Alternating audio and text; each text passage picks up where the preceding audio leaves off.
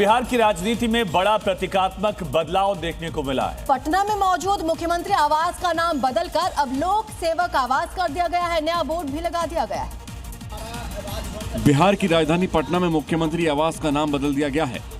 एक अणे मार्ग पर मौजूद सीएम हाउस के बाहर नया बोर्ड लगाया गया है, जिस पर अब लोक सेवा आवास अणे मार्ग पटना लिखा दिखाई दे रहा है। इस बदलाव के बाद राजनीतिक और प्रशासनिक गलियारों में चर्चा तेज हो गई है।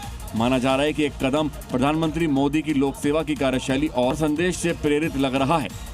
बीजेपी इसे जनता के प्रति जवाबदेही और सेवा भावना से जोड़कर देख रही है। और अब बात बंगाल की, जहां सरकार बदलते ही राज्य सचिवालय नवान्न का रंग बदल चुका है। तो ममता बनर्जी के शासनकाल में नीली सफेद रोशनी में जगमगाने वाला नवन्ना अब भगवा रोशनी से रोशन है, जो सत्ता परिवर्तन का प्रतीक है।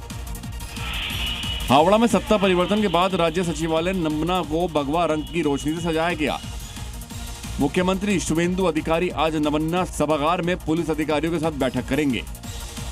सरकार बदलने के बाद नवन्ना की तस्वीर पूरी तरीके से बदली देख और भगवा लाइटिंग ने लोगों का ध्यान अपनी ओर खींच लिया। बीजेपी सरकार बनने के बाद राज्य के प्रशासनिक और राजनीतिक माहौल में आए बदलाव की ये तस्वीर चर्चा का विषय बनी हुई है। राज्य सचिवालय के आसपास के इलाकों और विद्यासागर सेतु से गुजरने वाले लोगों ने भी इस बदले हुए नजारे को देखा, जो चर्चा का विषय रहा।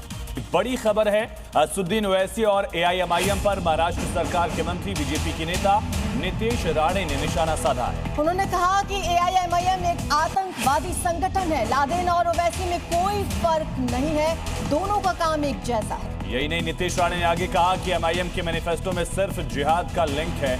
ये उनकी तरफ से बड़ा बयान दिया गया। निदा खान के मुद्दे पर भी एक दूसरे पर हमलावर थे दोनों दल। मंत्री और बीजेपी नेता नीतीश राणे ने यह बयान टीसीएम मामले को लेकर दिया, जिसमें आरोपी निदा खान को एआईएम नेता ने अपने घर में छिपा रखा था, जिसको पुलिस ने अरेस्ट कर लिया है। इसी मामले को लेकर ओवैसी की पार्टी पर सवाल उठाते हुए नीतीश राणे ने कहा, एमआईएम और ये एक टेररिस्ट ऑर्गेनाइजेशन है। बिन लादेन और ओवैसी में कुछ फर्क नहीं है। जो काम बिन लादेन अलकायदा के माध्यम से करता था, वही है ओवैसी अभी एएम के माध्यम से कर रहा है।